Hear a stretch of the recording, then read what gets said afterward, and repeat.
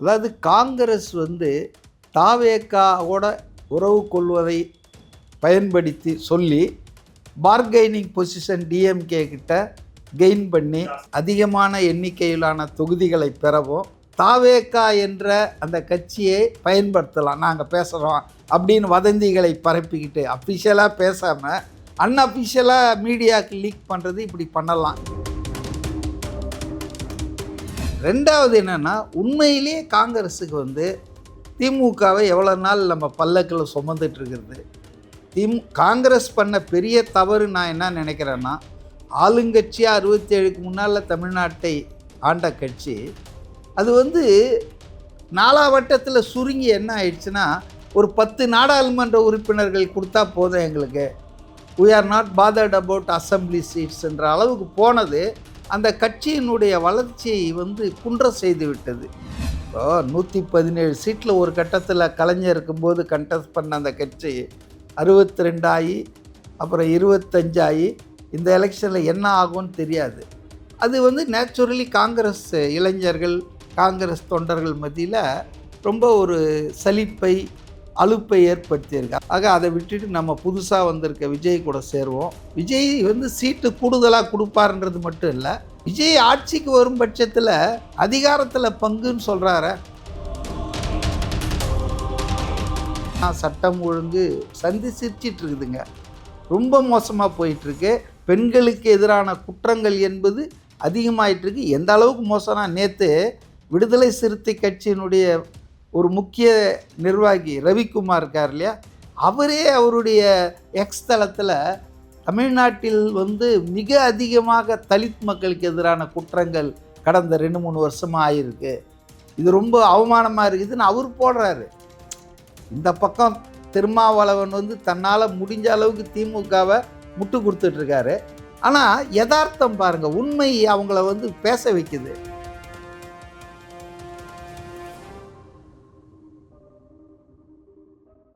இந்த கூட்டணி குறித்து பேசுகிறப்ப திமுக சைட்லேருந்து தொடர்ந்து தாவேகா இவங்க கூட தான், பாஜக கூட தான் போகிறாங்க, அதிமுக கூட தான் போகிறாங்கன்னு சொல்லிகிட்டே வந்திருக்காங்க.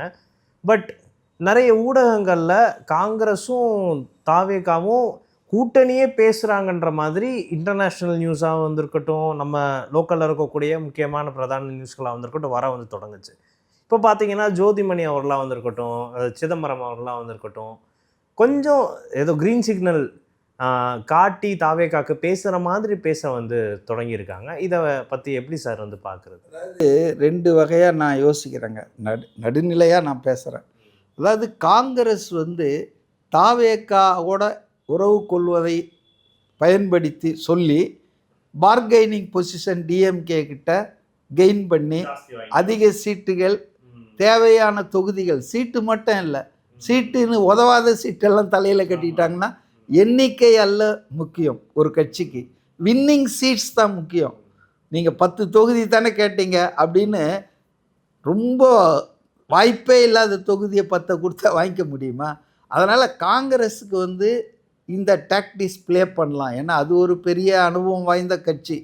ஸோ திமுகவிடமிருந்து அதிகமான எண்ணிக்கையிலான தொகுதிகளை பெறவும் இப்போ இருக்கிறத விட, அதே போல் தேவையான தொகுதிகள், வின்னிங் சான்ஸ் உள்ள தொகுதிகளை பெறவும் தாவேகா என்ற அந்த கட்சியை பயன்படுத்தலாம், நாங்கள் பேசுகிறோம் அப்படின்னு வதந்திகளை பரப்பிக்கிட்டு அஃபிஷியலாக பேசாமல் அன்அஃபிஷியலாக மீடியாவுக்கு லீக் பண்ணுறது இப்படி பண்ணலாம். இது ஒரு முயற்சியாக இருக்கலாம். இதை நான் ரூல் அவுட் பண்ணல. காங்கிரஸ் மே ப்ளே திஸ் கேம். ரெண்டாவது என்னென்னா, உண்மையிலேயே காங்கிரஸுக்கு திமுகவை எவ்வளோ நாள் நம்ம பல்லக்கில் சுமந்துட்டு இருக்கிறது. காங்கிரஸ் பண்ண பெரிய தவறு நான் என்ன நினைக்கிறேன்னா, ஆளுங்கட்சியாக 67க்கு முன்னால் தமிழ்நாட்டை ஆண்ட கட்சி அது நாலாவட்டத்தில் சுருங்கி என்ன ஆயிடுச்சுன்னா, ஒரு 10 நாடாளுமன்ற உறுப்பினர்கள் கொடுத்தா போதும் எங்களுக்கு, we are not bothered about assembly seats என்ற அளவுக்கு போனது அந்த கட்சியினுடைய வளர்ச்சியை குன்ற செய்து விட்டது. இப்போ 117 சீட்டில் ஒரு கட்டத்தில் கலைஞர் இருக்கும்போது கண்டெஸ்ட் பண்ண அந்த கட்சி 62 ஆகி அப்புறம் 25 ஆகி இந்த எலெக்ஷனில் என்ன ஆகும்னு தெரியாது.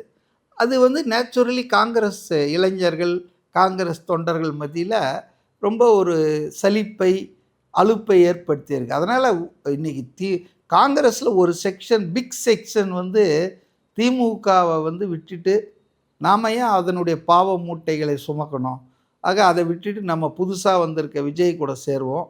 அதில் பாசிட்டிவாக அவங்க என்ன சொல்கிறாங்கன்னா, விஜய் வந்து சீட்டு கூடுதலாக கொடுப்பாருன்றது மட்டும் இல்லை, விஜய் ஆட்சிக்கு வரும் பட்சத்தில் அதிகாரத்தில் பங்குன்னு சொல்கிறாரு. ஆட்சியில் பங்கு கிடைச்சா அப்போ தானங்க கட்சியை வளர்க்க முடியும். கட்சியை வளர்க்க முடியுன்றதை விட அவங்க மக்களுக்கு ஏதாவது செய்யணும்னு நினச்சா அதிகாரம் இருக்கணும்ல. அதிகாரம் இல்லாமல் வெறும் பேச்சு வெள்ளை வேட்டி தான். இப்போ சீமான் ஒரு எம்எல்ஏ கூட இல்லை, ஆனால் அவர் என்னென்னவோ பேசிகிட்டு இருக்கார். கடல்கள், மரங்கள், மாடுகள்னு எதையாவது இம்ப்ளிமெண்ட் பண்ண முடியுதா? எதுக்காகவாவது ஒரு குரல் எழுப்ப முடியுதா? அதனால் வந்துங்க காங்கிரஸ் வந்து எந்த ஸ்டாண்டு வேணால் எடுக்கலாம், இப்போ நம்ம சொல்ல முடியாது.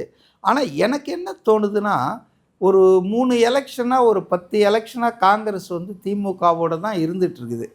இந்த கூட்டணி இன்றைக்கி இருக்கிற திமுக கூட்டணி ஒரு தொடர்ந்து ஒரு 3 எலெக்ஷனை பார்த்துருக்குது.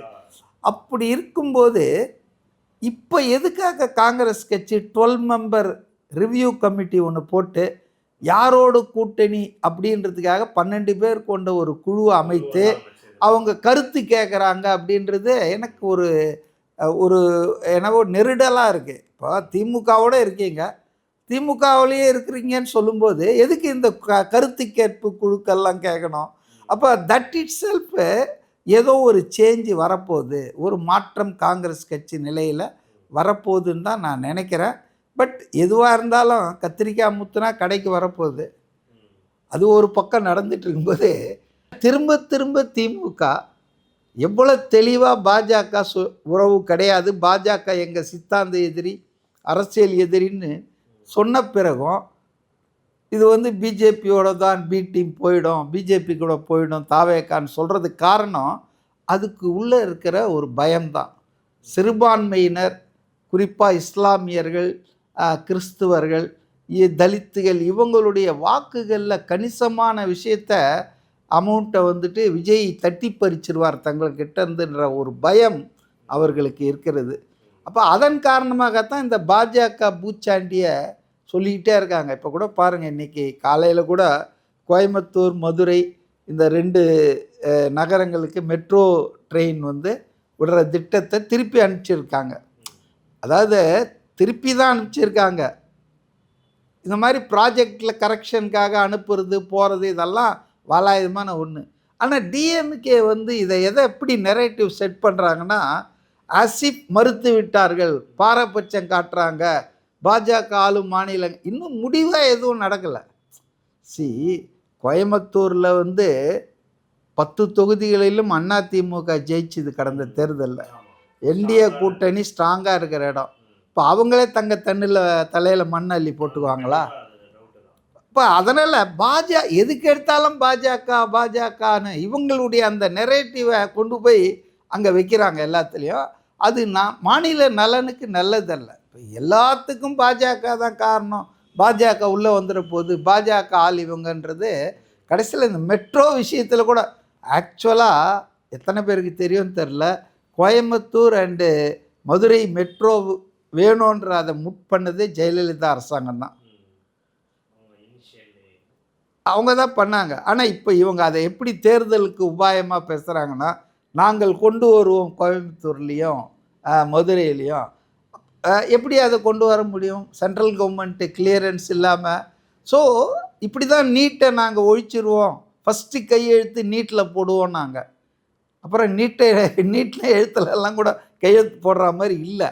இன்றைக்கி 4.25 வருஷம் ஆயிடுச்சு. இப்போ சொல்கிறாங்க எங்ககிட்ட அந்த அதிகாரம் இல்லைன்றாங்க. அதனால் திமுக வந்துங்க கடந்த ஓராண்டு காலமாகவே தேர்தலுக்கு தயாராகிட்டு அந்த தேர்தலை தவிர அவங்க மனசில் எதுவும் இல்லை. இதுக்கிடையில் பார்த்திங்கன்னா சட்டம் ஒழுங்கு சிரிச்சிட்டு இருக்குதுங்க, ரொம்ப மோசமாக போயிட்டுருக்கு. பெண்களுக்கு எதிரான குற்றங்கள் என்பது அதிகமாகிட்டுருக்கு. எந்த அளவுக்கு மோசம்னா, நேற்று விடுதலை சிறுத்தை கட்சியினுடைய ஒரு முக்கிய நிர்வாகி ரவிக்குமார் இருக்கார் இல்லையா, அவரே அவருடைய எக்ஸ் தளத்தில் தமிழ்நாட்டில் வந்து மிக அதிகமாக தலித் மக்களுக்கு எதிரான குற்றங்கள் கடந்த 2-3 வருஷமாக ஆகிருக்கு, இது ரொம்ப அவமானமாக இருக்குதுன்னு அவர் போடுறாரு. இந்த பக்கம் திருமாவளவன் வந்து தன்னால் முடிஞ்ச அளவுக்கு திமுகவை முட்டு கொடுத்துட்ருக்காரு. ஆனால் யதார்த்தம் பாருங்கள், உண்மை அவங்கள வந்து பேச வைக்குது. ரவிக்குமார் வந்து இவருடைய தளபதி தான். யாருடைய தளபதி? திருமாவளவனுடைய ஒரு முக்கிய தளபதி, வன்னியரசு மாதிரி. அப்போ அவர் வந்து பொது வெளியிலே போடுறாரு, இது ரொம்ப அவமானமாக இருக்குது, இது சரியில்லை, தமிழ்நாட்டில் தான் தலித் மக்களுக்கு எதிரான குற்றங்கள், கொலைகள் அது மாதிரி நடக்குது அப்படின்னு சொல்லி. அப்போது இது சமூக நீதிக்கான அரசு என்பதும் பொய்ங்க. இவங்க சொல்கிறதெல்லாம் வந்து வெறும் விளம்பரம் தானே தவிர ஒன்றும் உண்மை கிடையாதுங்க. தேர்தலை நோக்கி தான் இவங்க பயணம் இருக்குது. மக்களுக்கு நல்லது செய்யணும். இப்போ விடுபட்ட மகளிருக்கு கூட இப்போ 1000 ரூபாய் கொடுக்குறோம் அப்படின்றாங்களே, இன்னும் ஒரு 3-4 மாதம் கொடுப்பாங்களா? ஏன் விட்டாங்க முதல்ல 1.5 கோடி பேரை? எதுக்காக? இவங்க தகுதியின் அடிப்படையில் இவங்க சொல்லவே இல்லை. ஆரம்பத்தில் என்ன சொன்னாங்க? குடும்பத் தலைவிகள் அனைவருக்கும் நாங்கள். அப்போ அனைவருக்கும் சொல்லிட்டு தகுதி இல்லாத தகுதியின் பிரித்து 1.5 கோடி பேரை தள்ளினாங்க. சரி, அதோடு இருந்தாங்களா? இப்போ எலெக்ஷன் வரப்போகுதுன்னு கொஞ்சம் அந்த பெண்கள் வாக்கு, சீமான் விளையாட்டாக தான் சொன்னார், பீகார் மாடலில் 15,000 கொடுப்பார் ஸ்டாலின்னு சொன்னார் பெண்களுக்கு.